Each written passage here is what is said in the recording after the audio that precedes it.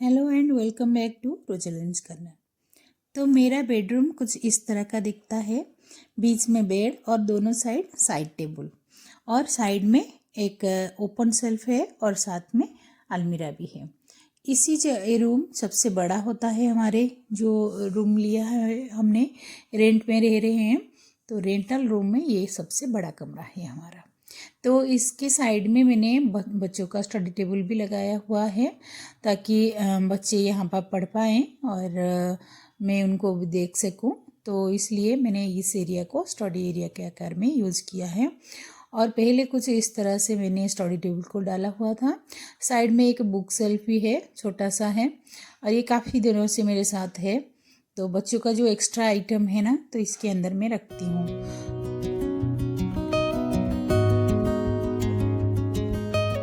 साथ में ये छोटा टेबल भी रख के बच्चे को पढ़ाई करती थी। पहले मुझे इस तरह का ऑर्गेनाइजेशन में थोड़ा सा प्रॉब्लम आया, फिर धीरे धीरे मैंने सोचा कि इस रूम को थोड़ा और स्पेशियस बनाते हैं।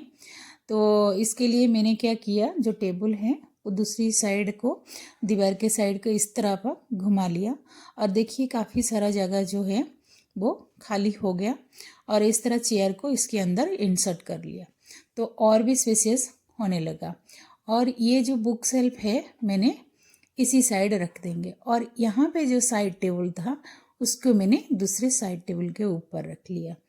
इस तरह क्या हुआ ना, चीज़ें भी आराम से ऑर्गेनाइज हो पाया और साथ में घर जो है थोड़ा स्पेशियस भी हो पाया।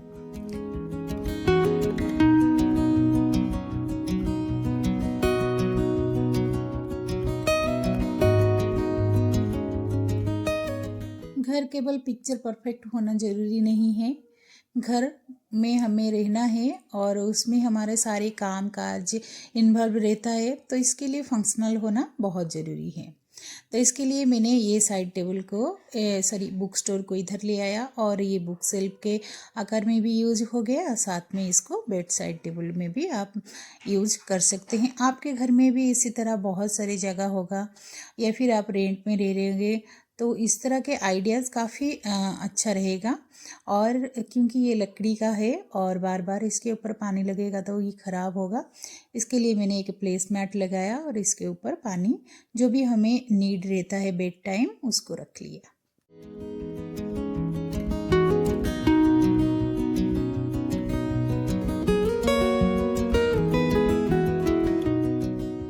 ये मेरे घर की एंट्री पॉइंट है और एंट्री पॉइंट में हमेशा मैं एक ऊपर क्लॉक लगाई हुई हूँ और साइड में एक मिरर लगाई हुई हूँ। दूसरी साइड गणेश जी का एक फ़ोटो लगाई हुई हूँ। तो इसका मतलब ये है कि एंट्रेंस पॉइंट में ये सारी चीज़ें ना बहुत वास्तु के हिसाब भी अच्छा है और ये फंक्शनल भी है। जाते समय हम कहीं यात्रा करते हैं, कहीं बाहर निकलते हैं, तो हमारा हिंदू परंपरा के अनुसार हम अक्सर भगवान जी के प्रणाम करके जाते हैं या फिर रेडी होके जाते हैं तो मिरर में अच्छे से देख के जाते हैं। और टाइम तो बहुत ही इम्पोर्टेंट है, तो ये तीनों चीज़ों को मैंने यहाँ पे लगा रखा है। और साथ में खिड़की का जो एक पर्दा लगा रखा था, मैंने अभी दो पर्दा लगा के बीच में जो विंग चाम है उसको लगा लिया है, क्योंकि यहाँ विंडो खोलने के बाद हल्का हल्का हवा आती है तो ये काफ़ी सुंदर सी आवाज़ निकलता है इसके लिए। तो ये जगह को मैंने कुछ इस तरह से डेकोरेट किया।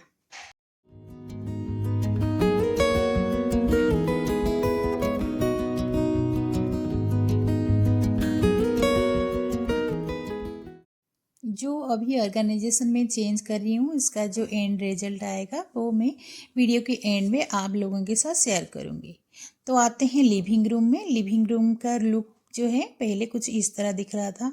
देखने में तो ये काफ़ी सुंदर लग रहा है लेकिन फंक्शनल नहीं रहा, क्योंकि मेरा बच्चों वाला घर है। बच्चे अक्सर ऊपर नहीं बैठते हैं, हमेशा नीचे खेलना, नीचे रेंगना पसंद ज़्यादा करते हैं, खाना भी नीचे पसंद करते हैं। तो इसके लिए मैंने क्या किया ना, जब भी हम बड़े लोग खाते हैं तो इसको मैंने सेंटर टेबल को सेंटर में रख के खाना खा लेते हैं, उसके बाद उसको साइड में रख लेते हैं।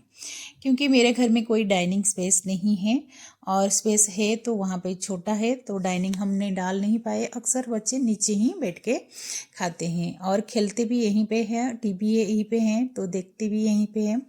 तो इसको फंक्शनल करने के लिए मैंने सोफे को एक लाइन में रख लिया है ताकि यहाँ पे जो एरिया है वो खाली हो जाए ताकि बच्चे अच्छे से खेल पाएँ।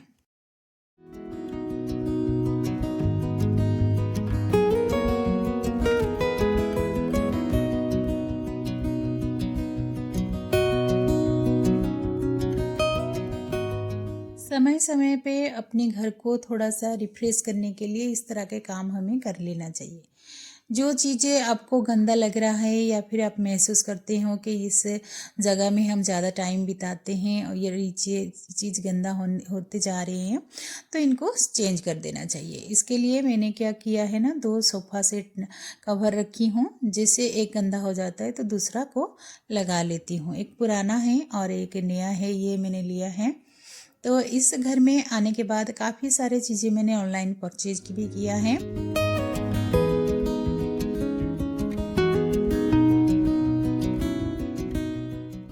आप लोगों के साथ ये मैंने शेयर भी किया हुआ है शॉर्ट्स में। तो इन सारे चीज़ों को अभी मैं काफ़ी समय से यूज़ करते आ रही हूँ और उसका जो रिव्यू है वो आप लोगों के आगे चल के शेयर करूँगी। अगर आप लोगों को भी चाहिए इन सब का रिव्यू तो मुझे कमेंट करके ज़रूर बताइएगा। तो कौन सा चीज़ का आप रिव्यू ज़्यादा लेना चाहते हो तो मेरे साथ ज़रूर शेयर करिएगा। तो नेक्स्ट आते हैं इस एरिया को। हमेशा ना सुबह जब मॉर्निंग में बच्चे स्कूल चले जाते हैं तो उस समय जैसे हमेशा बोलते हैं बिल्कुल शांत होता है। इसी समय में ना घर को किस तरह फंक्शनल किया जाए, अगर घर में कोई चेंजेस लाना चाहिए इसी समय कर लेना से बेटर रहता है, क्योंकि घर में कोई नहीं रहता है और इसी समय आप आराम से आप अपना काम को कर सकते हैं, कोई डिस्टर्ब करने के लिए भी नहीं होता है और इजीली आप अपने काम में ज़्यादा ध्यान लगा पाओगे। और बाकी जैसे ब्रेकफास्ट वगैरह हो जाता है तो काफ़ी समय हमारे जो है लॉन्च करने के लिए बचता है। तो इसी समय हम सारे काम इसी समय ही करती हूँ। और ये एक झाड़ू मैं काफ़ी समय से यूज़ करते आ रही हूँ जो कि प्लास्टिक का है और ये काफ़ी अच्छा है। इसमें आप देखिएगा जितनी भी सारे धागे हो गया, बाल हो गया या फिर जाली वगैरह हो गया ना, इसमें अच्छे से चिपक जाता है। इस तरह क्या होता है ना, आपका घर बिल्कुल नीट एंड क्लीन झाड़ू एकदम करोगे ना तो झाड़ू में ही सारी चीज़ें, सारी गंदगी एक साथ आ जाता है काफ़ी और नीट एंड क्लीन भी हो जाता है और लंबे समय तक भी ये झाड़ू जाता है।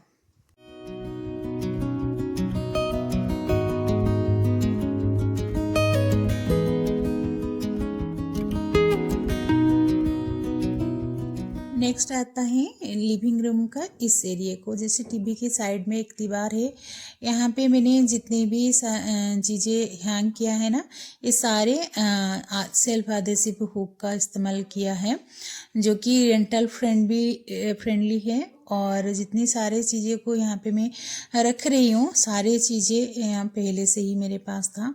और इसी तरह कुछ मैट डाल के या फिर रनर डाल के इस तरह आप भी डेकोरेट कर सकते हैं आपका शोकेस एरिया को या फिर टॉप को।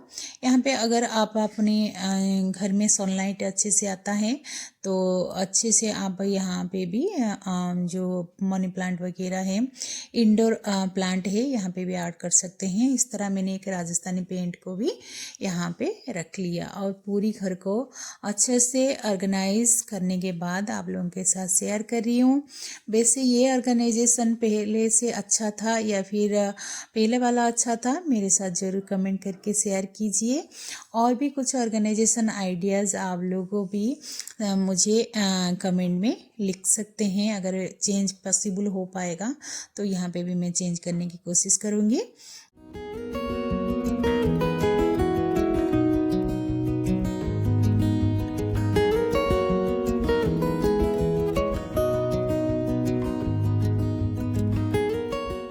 अपने घर को इसी तरह स्मार्टली ऑर्गेनाइज कर सकते हैं।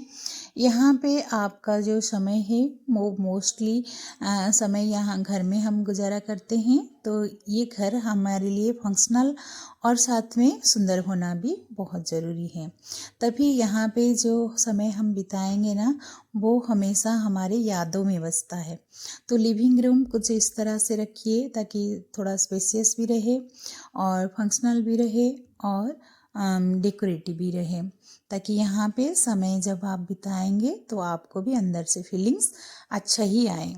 तो आज का जो ऑर्गेनाइजेशन है कुछ इस तरह से किया हुआ है मैंने। तो आप लोगों को कैसे लगा ज़रूर कमेंट करके बताना। अगर वीडियो आपको अच्छा लगता है तो लाइक कमेंट करना ना भूले और चैनल को सब्सक्राइब करना तो बिल्कुल मत भूलिएगा।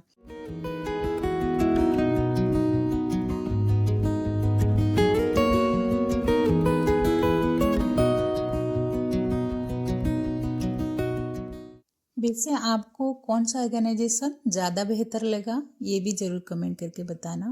पहले वाला अच्छा लगा कि अभी वाला अच्छा लग रहा है। ये है एंट्रेंस पॉइंट में, और एंट्रेंस पॉइंट में जैसे बच्चे खेलने जाते हैं बाहर, बैडमिंटन, बैट, इन सारी चीज़ों को भी रखा हुआ है। यहाँ पे अच्छे से सनलाइट आता है, तो यहाँ पे मैंने प्लांट भी रखा हुआ है। और स्पेस कमी होने के वजह से मैंने ये प्लांट स्टैंड को यूज़ किया है। सिटिंग के लिए मैंने ये पुराना जो प्लास्टिक चेयर था मेरे पास उसको यूज़ किया है। तो चलिए नेक्स्ट मिलते हैं और एक इंटरेस्टिंग वीडियो के साथ। तब तक के लिए धन्यवाद। Bye bye.